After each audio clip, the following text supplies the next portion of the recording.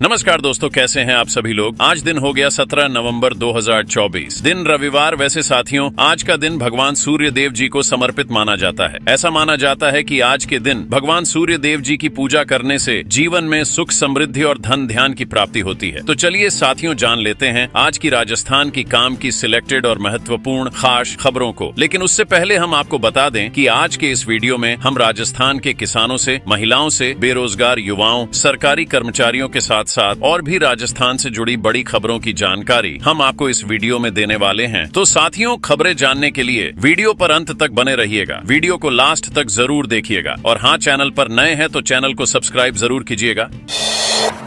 राजस्थान के माउंट आबू में 10 डिग्री से नीचे पहुंचा पारा। जी हां साथियों, उत्तर भारत में सर्दी और कोहरे का दौर शुरू हो गया है। राजस्थान के कई जिलों में पारा लगातार गिरने लगा है, जिसके चलते दिन और रात के तापमान में कमी आने लगी है। इसी वजह से मौसम विभाग ने प्रदेश के कुछ जिलों में कोहरे को लेकर अलर्ट भी जारी किया है। विभाग का कहना है कि पहाड़ों पर हो रही बर्फबारी के कारण मौसम में अचानक बदलाव देखने को मिल रहा है। इसी कारण से आने वाले दिनों में ठंड में और इजाफा होने की संभावना है। मौसम विभाग के अनुसार पश्चिमी राजस्थान के अलग अलग स्थानों में 18 नवंबर तक घना कोहरा छाए रहने की संभावना है। आने वाले दिनों में पूर्वी राजस्थान में मौसम शुष्क रहने की पूरी संभावना है। हर दिन मौसम में हो रहे बदलाव के कारण दिन में तेज धूप के कारण लोगों को गर्मी का एहसास हो रहा है। वहीं रात में ठंड के कारण लोग कंबल ओढ़ने को मजबूर हैं।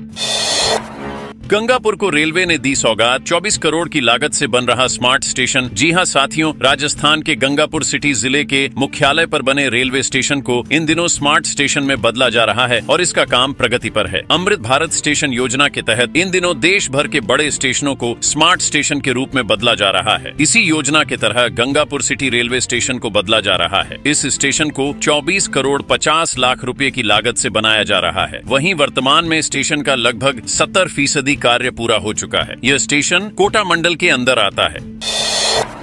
नरेश मीणा की रिहाई को लेकर मीणा समाज का उग्र प्रदर्शन। कहा, डीएम एसपी पर कार्रवाई नहीं हुई तो सरकार की फिल्म बना देंगे। जी हां साथियों, राजस्थान विधानसभा उपचुनाव के मतदान के दिन देवली उनियारा में एसडीएम को थप्पड़ मारने वाले नेता नरेश मीणा की रिहाई की मांग तेज हो गई है। शनिवार को राजस्थान के कई जिलों में मीणा समाज के लोग सड़कों पर उतर आए। लोगों ने नरेश मीणा को रिहा करने की मांग की। टोंक, कोटा, बूंदी, सवाई माधोपुर सहित कई अन्य जिलों से मीणा समाज के प्रदर्शन की खबर सामने आई है। बूंदी में मीणा समाज के लोगों ने कलेक्ट्रेट पर उग्र प्रदर्शन किया। इस दौरान पुलिस और प्रदर्शनकारियों में नोकझोंक भी हुई। आक्रोशित लोगों ने कलेक्ट्रेट के बाहर जाम भी लगाया। इस दौरान मीणा समाज ने एसडीएम अमित चौधरी को बर्खास्त करने की मांग उठाई। साथ ही कहा कि टोंक की डीएम और एसपी पर कार्रवाई नहीं हुई तो सरकार की फिल्म बना देंगे। जैसलमेर में पुलिस की बड़ी कार्रवाई, ड्रग्स की बड़ी खेप के साथ 4 तस्कर गिरफ्तार। जी हां साथियों, पश्चिमी राजस्थान के सरहदी जिले जैसलमेर की पुलिस ने एनडीपीएस की बड़ी कार्रवाई को अंजाम दिया है। पुलिस अधीक्षक सुधीर चौधरी के निर्देशन में एक तस्कर गिरोह का पर्दाफाश हुआ। जैसलमेर के किशन घाट गाँव में किशन घाट तोताराम की ढानी व गांधी कॉलोनी में मादक पदार्थों की खेप पकड़ दी गई है। किशनगढ़ गाँव में 2 किलोग्राम, तोताराम की ढानी में 7 किलोग्राम गांजा बरामद हुआ। वहीं गांधी कॉलोनी क्षेत्र से 700 ग्राम अफीम का दूध बरामद हुआ है। मादक पदार्थों की तस्करी करने वाले 4 तस्करों को भी गिरफ्तार किया गया है।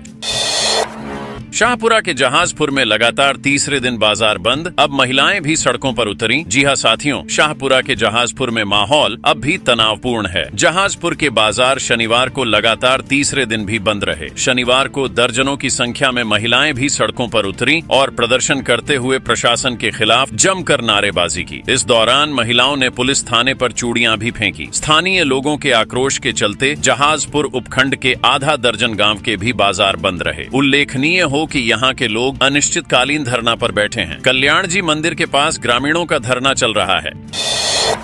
देवली उनियारा हिंसा के बाद अब समरावता गांव में पटरी पर लौट रही जिंदगी। ग्रामीणों ने की मुआवजे की मांग। जी हां साथियों, देवली उनियारा सीट पर उपचुनाव में समरावता गांव में मतदान के दौरान निर्दलीय प्रत्याशी नरेश मीणा द्वारा ड्यूटी पर तैनात मजिस्ट्रेट को थप्पड़दीच मारने का मामला पूरे देश में चर्चा का विषय बन गया। मतदान के बाद गाँव में हुई हिंसा, आगजनी और गोलीबारी के बाद घटना के चौथे दिन समरावता गाँव में दहशत भरी शांति है। जिंदगी अब पटरी पर लौटने लगी है तो कई घरों पर लगे ग्रामीणों के मन में बैठी दहशत की कहानी बयां कर रहे हैं। गांव में हुई हिंसा और आगजनी के निशा भले ही जले हुए वाहनों को वहां से हटाकर पुलिस ने मिटा दिए हो, लेकिन ग्रामीणों के जहन में हिंसा और आगजनी का वह मंजर जिंदगी भर मिटाना मुश्किल है। ऐसे में घटना के चौथे दिन गांव में पसरे सन्नाटे के बीच एनडीटीवी की टीम ने समरावता गांव पहुंचकर पटरी पर लौटती जिंदगी के बीच हालात का जायजा लिया।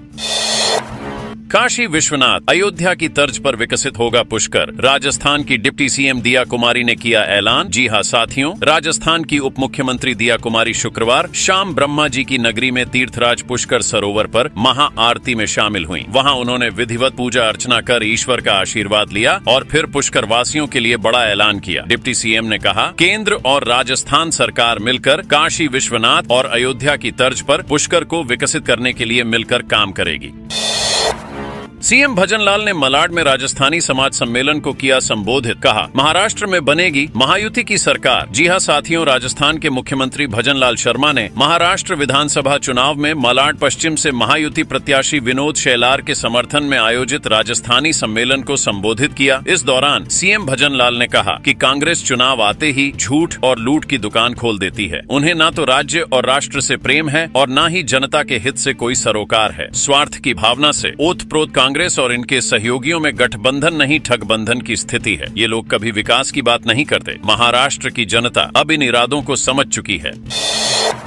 जावाल नगर पालिका के बहुचर्चित फर्जी पट्टा प्रकरण में पुलिस को मिली सफलता। जी हां साथियों, सिरोही जिले की जावाल नगर पालिका के फर्जी पट्टा प्रकरण में पुलिस ने सहवाग राठौड़ को गिरफ्तार किया है। 10 मई 2024 को जावाल नगर पालिका के तत्कालीन अधिशासी अधिकारी महेंद्र कुमार राजपुरोहित बरलूट थाने में एक लिखित रिपोर्ट दी थी। उन्होंने बताया था कि 22 नवंबर 2022 से 19 फरवरी 2024 तक नगर पालिका जावाल के अधिशासी अधिकारी पद पर कार्यरत थे। कार्यकाल के दौरान उन्होंने अलग अलग कानूनों में पट्टे भी जारी किए थे। अंतिम पट्टा स्टेट ग्रांट एक्ट के तहत 6 अक्टूबर 2023 को जारी किया था। राजस्थान में विधानसभा चुनाव की आचार संहिता लगने के 6 अक्टूबर से कोई पट्टा जारी नहीं किया। इस दौरान उनका ट्रांसफर शिवगंज नगर पालिका में हो गया। 8 मई 2024 एको नगर पालिका जावाल के अधिशासी अधिकारी का पत्र मिला। पत्र में विकास पुत्र मोहनलाल माली निवासी जावाल को जारी पट्टा संख्या 355 दिनांक 13 अक्टूबर 2023 पर अध्यक्ष और उनके फर्जी हस्ताक्षर किए गए थे। लिहाजा नगर पालिका कार्यालय जावाल जाकर रिकॉर्ड का अवलोकन किया।